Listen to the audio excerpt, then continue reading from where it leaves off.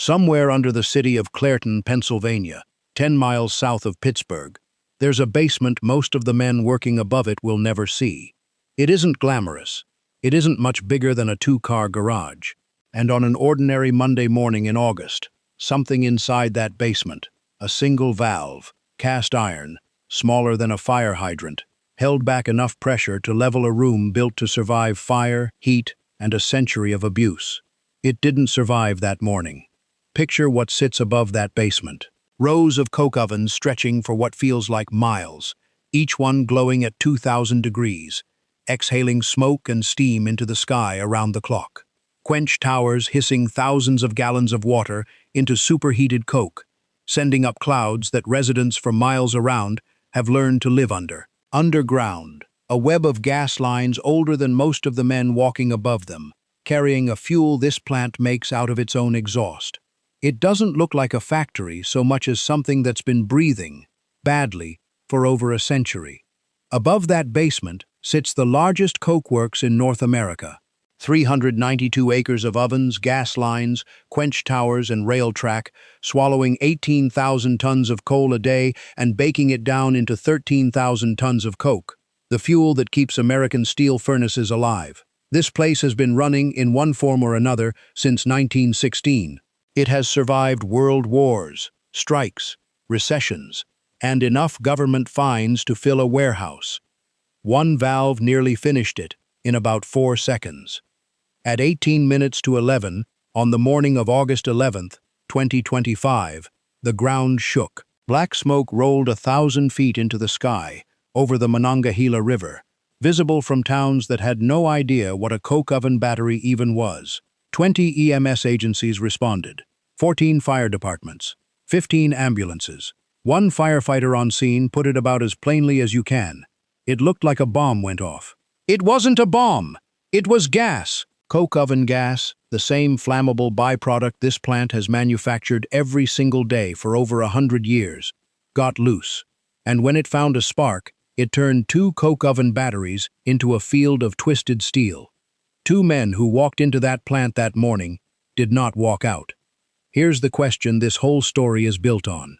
How does a facility this massive, a plant that bakes more coal in a day than most people will see hauled in a lifetime, spread across nearly 400 acres, running rows of coke oven batteries numbered clear up into the 20s, with almost 1,300 employees and 110 years on the clock, get brought to its knees by one piece of iron the size of a fire hydrant?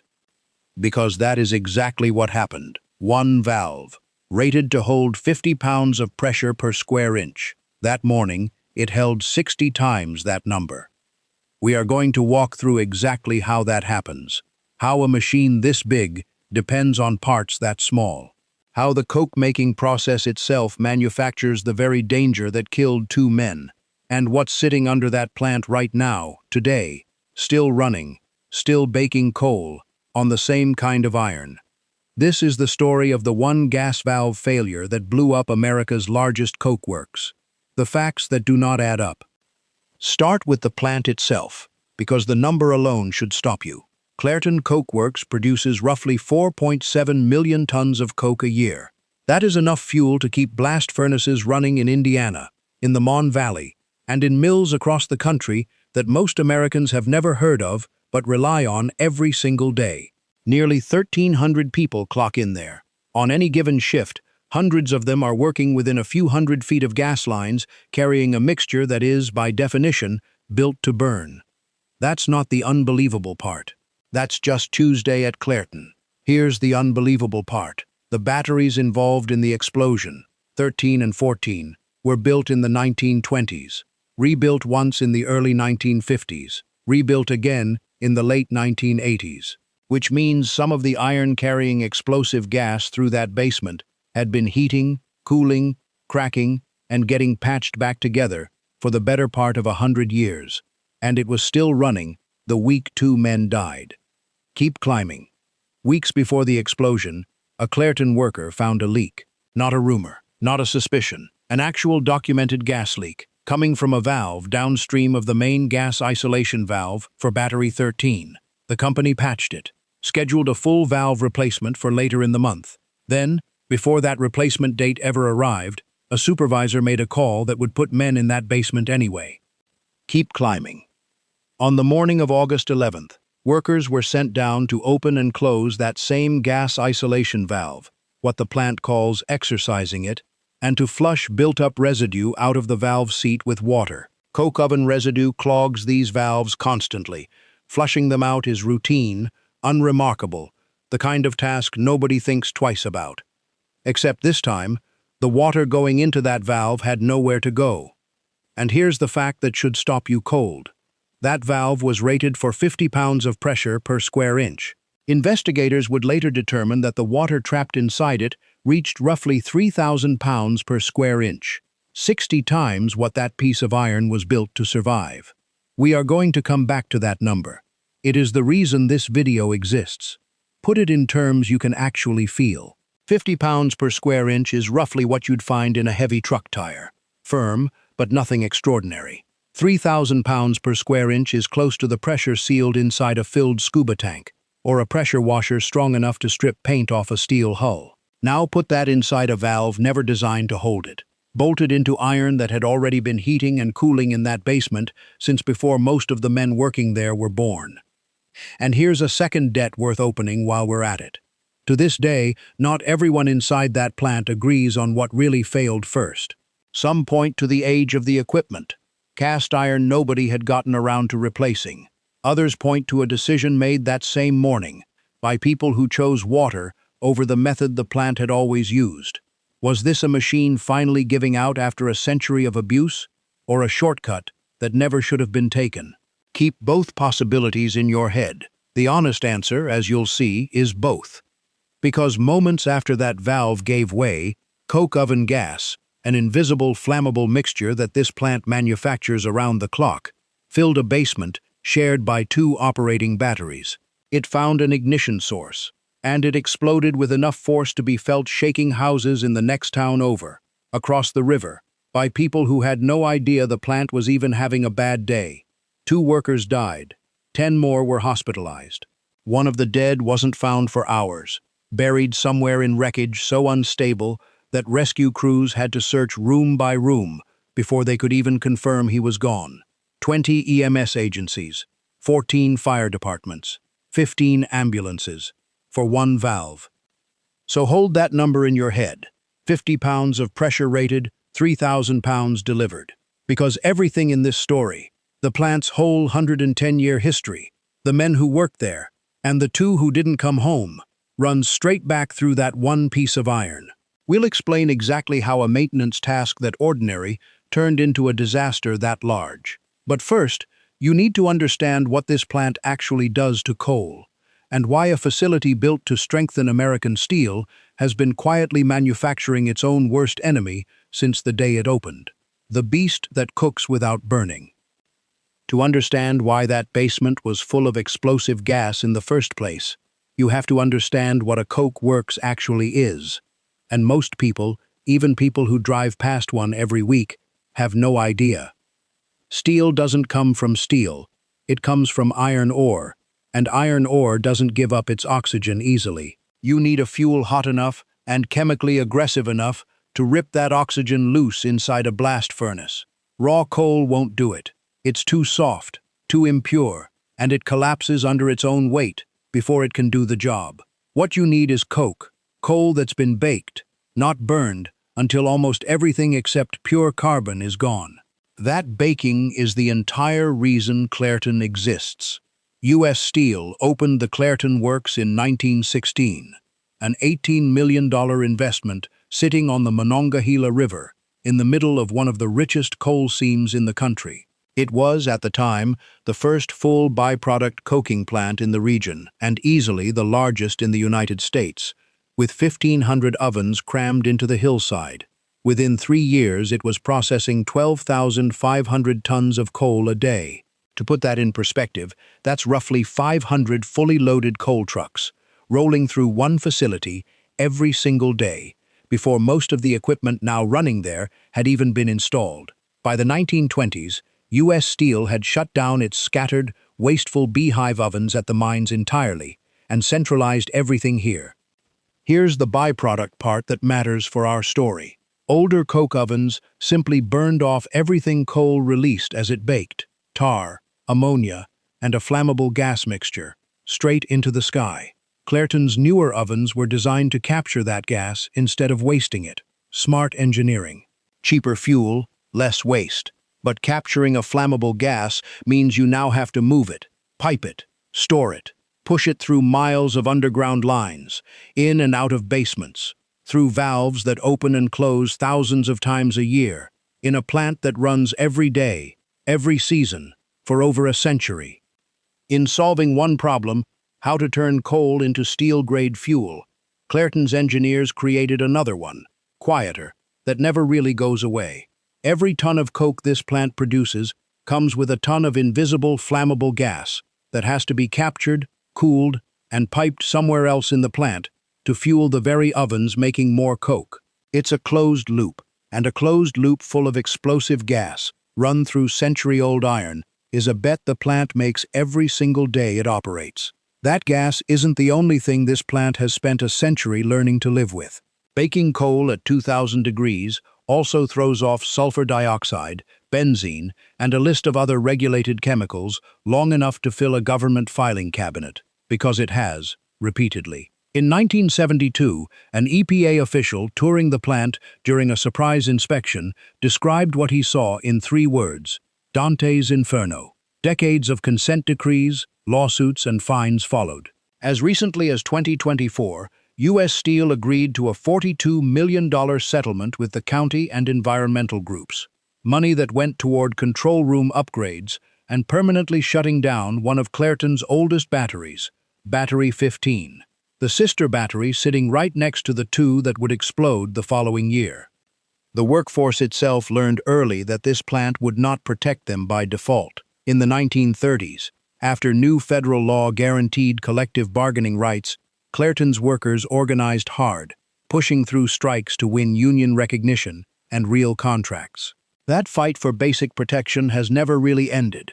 It just moved from the picket line to safety committees, inspection reports, and, on the worst days, funerals. None of that pollution history caused the explosion directly, but it tells you something important about this plant. Danger at Clairton has never been a single, contained event. It leaks out of the ground, drifts downwind, and shows up in county health data for decades, right alongside the kind of danger that shows up all at once, in 4 seconds, in a basement. Today, Clairton bakes roughly 18,000 tons of coal in a single 24-hour stretch, and turns out around 13,000 tons of coke. It supplies U.S. Steel's other Mon Valley plants and mills across the country. Nothing about the scale of this operation has gotten smaller since 1916. If anything, it has grown into the largest coking operation in North America, and possibly the world. Which brings us back to that basement, and that valve, and the question we opened with. A plant built to survive a century of booms, busts, strikes, and wars runs on a gas system it can never fully retire, because the moment you stop moving that gas, you stop making coke. So the question isn't whether that gas system is dangerous. Everyone at Clairton already knows it is. The real question is this: how exactly does a piece of aging iron holding that danger back finally give way? 100 years of iron holding back fire. Picture a coke oven battery not as one machine, but as dozens of narrow ovens stacked side by side, each one baking coal at roughly 2,000 degrees Fahrenheit for about 18 hours at a stretch, with no oxygen allowed inside. To keep the heat even across every single oven, so the coal on one side doesn't overcook while the coal on the other side barely browns, engineers built something called a reversing system. Here's how that beast breathes. Underneath the ovens, in a basement just like the one at batteries 13 and 14, a network of valves periodically flips the direction that fuel gas and combustion air flow through the battery's internal chambers. Roughly every 20 minutes or so, the whole system reverses itself. Gas that was flowing left now flows right. Air that was being drawn through one set of chambers gets pushed through the other. It sounds almost mechanical and boring when you say it that fast. It is not boring. It's one of the most important systems in the entire plant, because get that reversing wrong, or let it fail, and you don't just ruin a batch of Coke, you risk exactly what happened on August 11th. Every one of those valves has to open and close over and over, thousands of times a year, for decades, without failing. Trace the whole chain, and you'll see how tightly this all links together. Coal goes into the oven. Heat, absent oxygen, drives off gas and leaves behind coke. That gas gets captured, cooled, and piped back underground. Underground, valves like the one on Battery 13 route that gas to burners that heat the very ovens the gas came from. And the reversing system flips that flow every 20 minutes, so the heat stays even. Coal in, coke out, gas recycled, valves cycling, all day, every day. Break one link, one valve, one seal, one seat clogged with residue. And the whole chain doesn't just stop, it backs up. And gas under pressure, with nowhere to go, is exactly the kind of problem that doesn't stay contained. We still haven't told you how a maintenance crew ended up standing next to a valve that morning, or why nobody caught the danger before it was too late. That's coming. But first, here's what that valve actually looked like, and why 100 years of history had already stacked the odds against it. So what does a gas isolation valve actually look like? Not much. A squat, heavy casting about the size of a large fire hydrant, bolted into a pipe run in a basement most workers pass through without a second glance. Low ceilings, exposed piping overhead, the constant low hum of a plant that never fully shuts off. It's not dramatic. That's exactly the problem. Nobody treats a piece of equipment that unremarkable like a bomb, even when, structurally, that's precisely what it is. Now add the residue. Coke oven gas doesn't move through these pipes clean. It carries tar, dust, and condensate that settles at the bottom of valve seats the way sediment settles at the bottom of a river. Left alone, that residue builds up until the valve can't seal properly. So plants like Clairton periodically exercise these valves, open them, close them, sometimes flush them with water or steam to clear the gunk out of the seat. It's maintenance. It's routine. Workers have done it thousands of times without incident. But here's the part investigators zeroed in on. The gas isolation valve for Battery 13 wasn't new. Federal investigators would later confirm the batteries themselves dated back to the 1920s, rebuilt in the 50s, and again in the 80s. And the valve components inside them were, in places, cast iron. Cast iron is strong under steady pressure. It is not forgiving under repeated thermal cycling, heating, cooling, for a century, or prolonged exposure to hydrogen and corrosive coke oven gas. Under those conditions, cast iron doesn't bend, it gets brittle. And brittle iron doesn't fail gradually, it cracks. On July 8, 2025, a worker found exactly that. A leak, downstream of the Battery 13 gas isolation valve. Standard response: patch it, monitor it, schedule a proper fix. On July 28th, U.S. Steel held a meeting to plan the replacement of that valve, along with several others in the same area. The work was scheduled for August 19th. That gave the plant a window of nearly 2 weeks, where a known problem sat patched, in a basement full of gas lines.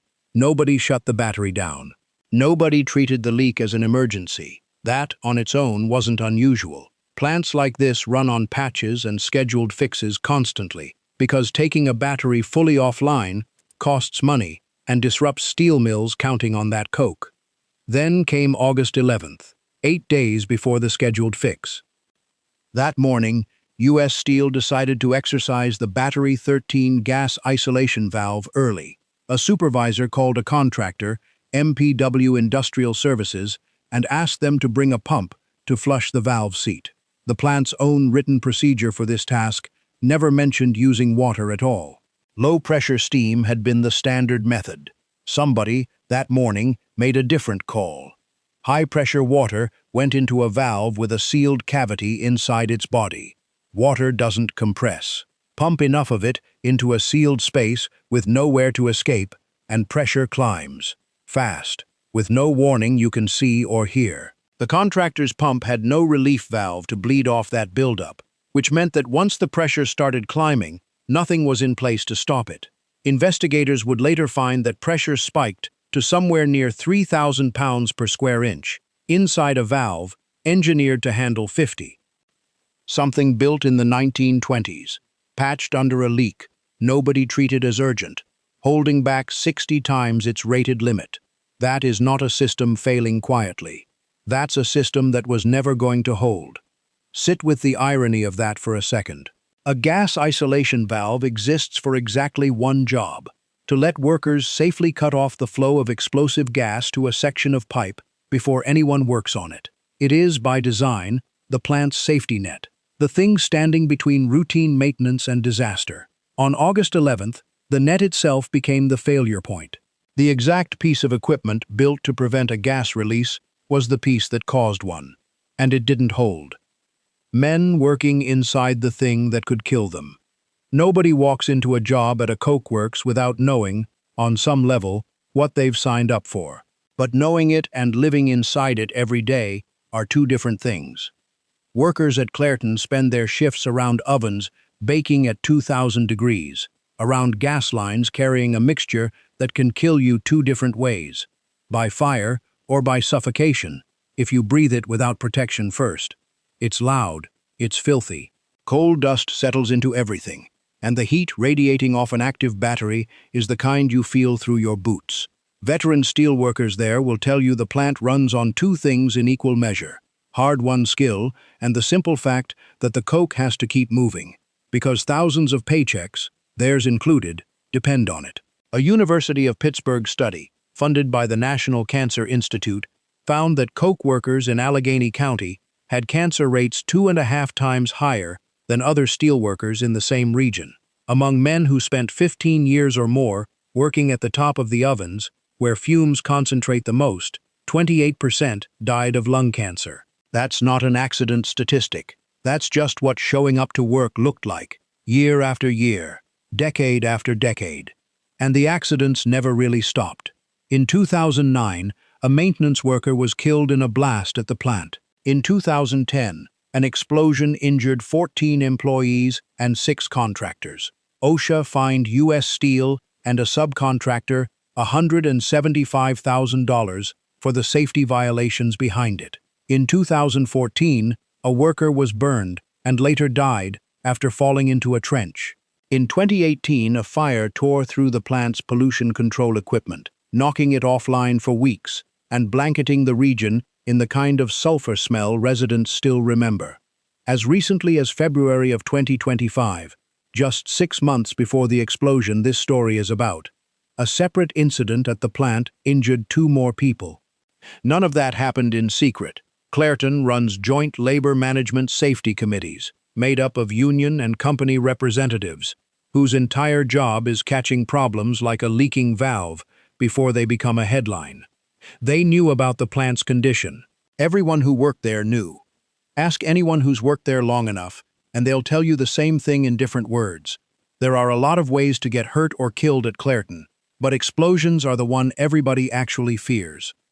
Current and former workers describe a plant held together by patch jobs and institutional memory, men who know which valve sticks, which pipe leaks, which reading on a gauge means trouble, because nobody's replaced the equipment underneath them. One steel worker describing conditions inside the plant said he had been told it was safe to travel through high gas hazard areas as long as you were quick, without a gas monitor. That's the kind of trade-off that becomes normal after enough years, in enough basements, around enough valves that usually hold. Battery 13's leaking valve, patched in early July, was exactly that kind of normal. A known problem. A scheduled fix, still more than a week away. A task that crews at this plant had performed more times than anyone could count. Opening, closing, flushing a gas isolation valve. On the morning of August 11th, that crew went down into the basement beneath batteries 13 and 14 to do it again. Among them were men who'd worked that plant for years, alongside contractors from MPW Industrial Services, an outside firm brought in specifically for industrial cleaning jobs like this one. work Clairton had contracted out many times before. The contractor's crew hadn't been part of the meeting 3 weeks earlier, where U.S. Steel planned the full valve replacement. They showed up that morning to do one job: bring a pump and flush a valve seat clean the way they had many times before. Nothing about the morning felt different. That's what makes it worse, not better. Nobody down there had any reason to believe this exercise would be different from the last 100 times they'd done it. We already told you the number. 50 pounds of pressure, rated. 3,000, delivered. What we haven't told you yet is this: who was standing near that valve when the iron finally gave up? That's next. The morning batteries 13 and 14 came apart. At 18 minutes to 11 on the morning of August 11th, 2025, the cast iron gas isolation valve on battery 13 cracked under roughly 3,000 pounds of trapped water pressure, 60 times what it was built to survive. The moment that iron split, it wasn't water that came out. It was coke oven gas, a flammable mixture of hydrogen, methane, and carbon monoxide that this plant generates around the clock, suddenly free to fill a basement shared by 2 operating batteries, in a space packed with hot equipment, exposed machinery, and every kind of ignition source a working industrial basement collects over 100 years. It found one almost immediately. The explosion tore through the reversing room beneath batteries 13 and 14. The very mechanism we just described. The one flipping gas flow every 20 minutes to keep the ovens baking evenly. Multiple secondary explosions followed the first, rolling through the structure in the seconds after. Above ground, workers and residents for miles around felt it before they understood what it was. In Glassport, across the Monongahela River, a resident said she felt her house shake. Another nearby heard a bang so loud his first thought was a train derailing behind his property. Black smoke climbed 1,000 feet into the sky, visible from towns that had no idea a coke oven battery was even nearby. One of the first firefighters on scene didn't reach for technical language to describe it. He said it looked like a bomb went off. Allegheny County health officials, watching the black smoke rise, recommended that residents within a mile of the plant stay indoors and keep their windows shut, worried about what might be riding that smoke into their homes. Monitors never detected air quality above federal safety limits, and the advisory was lifted later that day. But for a few hours, an entire neighborhood was told to seal itself off from a plant most of them had grown up next to. Inside the plant, the response was immediate and massive. Clairton's own internal fire and medical crews were joined by 20 EMS agencies and 14 local fire departments, sending 15 ambulances to a single industrial site. 10 workers were rushed to hospitals across the region. UPMC Mercy, the area's only Level 1 trauma and burn center, along with 3 separate Allegheny Health Network hospitals. 5 of them were discharged within hours, injuries serious but survivable. The rest remained hospitalized, some in critical condition. Pennsylvania's governor traveled to Clairton the next day to meet with plant officials and residents. The mayor of Clairton, standing near the wreckage, told reporters something that could double as this plant's epitaph. These things are not supposed to happen, and unfortunately, they happen from time to time. Within days, the local steelworkers union had set up a fundraiser for the victims' families, working toward $100,000 raised one donation at a time. Co-workers and neighbors doing what the plant's own safety systems hadn't. But 2 men who were in or near that basement that morning did not make it out. The first body was recovered relatively quickly. He was identified as Timothy Quinn, 39 years old. He left behind 3 children and a mother he had been caring for. The second man was harder to find. The explosion had left the structure around the reversing room so unstable. Twisted steel, collapsed sections, debris rescue crews couldn't simply pull apart without risking further collapse, that it took hours of careful, room-by-room searching before he was located. More than 10 hours after the first blast, Allegheny County confirmed the second death. He was identified as Stephen Menifee, 52 years old. He left behind a wife and 2 children.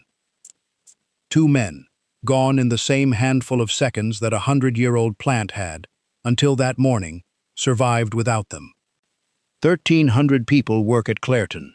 On a plant that size, Everybody either knew Quinn and Menifee directly or knew someone who did.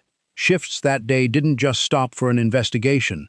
They stopped for two men who'd clocked in that morning expecting an ordinary Monday, the same as every other Monday for years before it. That's the part statistics can't hold. A 10-hour search through unstable wreckage isn't just a logistics problem for rescue crews. It's 10 hours where co-workers, friends, and two families didn't know whether the man they were waiting on was still alive. Here's where we come back to the number we've been carrying through this entire story. That valve, the one responsible for all of this, was rated to hold 50 pounds of pressure per square inch. On the morning of August 11th, it held roughly 3,000, 60 times its limit. A piece of cast iron smaller than a fire hydrant, sitting in a basement most people will never see, took down two batteries at the largest coke works in North America, injured 10 people, and killed two men who thought they were doing routine maintenance on a Monday morning. That's the whole story, in one sentence. One gas valve failure blew up America's largest coke works. But the story behind that sentence, the 2-week window where a known leak sat patched instead of fixed, the decision to use high-pressure water instead of steam, the missing relief valve that could have bled off the pressure before it ever became fatal, the century of thermal cycling that made the iron brittle enough to crack in the first place. That isn't one failure. That's a staircase, each step ordinary on its own. Together, they added up to 2 dead men and a plant leveled at the foundations. In the days after, investigators from the U.S. Chemical Safety Board arrived to piece together exactly how ordinary maintenance turned catastrophic. Their early findings confirmed what workers inside the plant had already suspected: broken and cracked valves, decades-old equipment, and a written procedure that never should have allowed water into that valve in the first place. The Occupational Safety and Health Administration would later cite U.S. Steel with 7 serious violations, and the contractor, MPW Industrial Services, with 4 more, for failing to control hazardous energy, failing to provide a relief valve on the pump, and exposing workers to explosion and high-pressure injection hazards that, on paper, should never have existed at all. None of that undoes what happened in that basement. It just confirms what the plant's own history had already been telling anyone paying attention. In 2009, in 2010, in 2014, and now again in 2025. A plant built to survive a century doesn't survive it by accident. It survives it by getting lucky, over and over, until one morning it doesn't. Still running, right now, on the same iron. So is Clairton fixed now? Not exactly. And the timing of who owned the plant when it happened only complicates the answer. Less than 2 months before that valve cracked, U.S. Steel had officially become part of Nippon Steel, in a $14.9 billion acquisition that had taken more than a year of political wrangling to close. The explosion at Clairton became the new owner's first real test. A 110-year-old American plant, freshly under Japanese ownership, suddenly at the center of a fatal industrial accident and a federal investigation. U.S. Steel's leadership said what companies always say after something like this: safety first, every possible resource. The families are in our thoughts. Nippon Steel said its commitment to the region remained strong. Neither statement rebuilt the two families now short a husband and a father. The investigation didn't stop with the funerals. The Chemical Safety Board kept digging through the fall of 2025, and in December issued a rare public warning, identifying what it called potentially unmitigated hazards, still present at Clairton Coke Works. Hazards that could put other workers at risk, the same way Timothy Quinn and Stephen Menifee had been. Investigators also found 3 additional cracked valves elsewhere in the same battery system, pulled for metal testing, raising the uncomfortable question of exactly how many more pieces of aging cast iron were sitting under that plant in the same condition. OSHA followed with citations, roughly $118,000 in fines against U.S. Steel, another $61,000 against the contractor, MPW. Both companies contested them, which means the fines, as of this telling, still haven't been paid, and the legal fight over exactly who bears responsibility is still working its way through federal review. Families of the two dead men have filed wrongful death lawsuits, alleging that U.S. Steel, and now Nippon Steel by extension, failed to properly maintain the very gas valves that took their husbands and fathers. In late December, the Chemical Safety Board went a step further than fines. It issued two formal safety recommendations. First, that U.S. Steel conduct a full hazard investigation across the entire facility, not just the batteries that exploded. Second, that the company actually fix whatever that investigation turns up. A separate engineering firm hired by U.S. Steel itself, Engineering Design and Testing, reached a similar conclusion working independently. The high-pressure water used that morning was never the plant's established method, and low-pressure steam had done this same job safely for years before someone decided to try something different. U.S. Steel says it has changed its procedures. High-pressure water is no longer permitted for valve cleaning. The company says it is reviewing its management of change program, the internal process meant to catch exactly the kind of last-minute decision, water instead of steam, that turned a Monday morning maintenance task into a catastrophe. The regulatory backdrop hasn't made the picture any simpler. Around the same period, federal regulators granted the nation's coke plants, Clairton included, a temporary waiver on new pollution monitoring requirements that would have added another layer of scrutiny at the fence line. Meanwhile, the two wrongful death lawsuits filed by the Quinn and Menifee families remain active, arguing in court filings that U.S. Steel and Nippon Steel, as the company now standing behind it, failed for years to properly maintain the gas system that killed both men. Those cases, like the CSB's final report, are still working their way through the system months later. Whether any of that guarantees a different outcome next time is an open question, even among people who study this industry for a living. Clairton is 110 years old, burning fuel that the broader steel market is slowly moving away from, owned now by a foreign parent company that has made no public promise about how long it intends to keep the lights on. Some economists who watch the region doubt this plant sees another decade of full operation, regardless of how many valves get replaced. Nobody at U.S. Steel or Nippon Steel has said that publicly, but nobody has ruled it out either. And here's the part of this story that separates it from the old, rusting relics we usually cover on this channel. This isn't a machine sitting quiet in a field somewhere, waiting for scrap. Batteries 19 and 20, also damaged that day, were back in production within weeks. Battery 14, one of the two batteries where the explosion happened, was restarted in late October of 2025, and Battery 13, the battery whose valve started all of it, went back into full coke production on February 6, 2026. Which means that right now, as you're watching this, the same basement, the same reversing system, the same network of aging cast iron gas valves that failed on August 11th is running again. Coal is going in, coke is coming out. Men are walking down into that basement to exercise valves, flush residue, and do the exact kind of routine maintenance that killed two of their co-workers less than a year earlier. That's the real ending to this story, and it's not a comfortable one. This plant has survived world wars, strikes, recessions, and 110 years of hard use. It will very likely survive this too, but survival, for a place like Clairton, has never meant safety. It's meant getting the coke out the door, restarting the battery, and trusting that the next valve holds. One piece of iron, smaller than a fire hydrant, rated for 50 pounds of pressure, took 3,000 and lost. It brought down two batteries of the largest coke works in North America, and it took two men with it. Somewhere under that plant tonight, another valve just like it is holding back the exact same gas. Next time someone tells you a disaster this size must have taken a disaster to cause it, a design flaw, a massive failure, something dramatic, remember Clairton. All it took was 50 pounds of pressure becoming 3,000.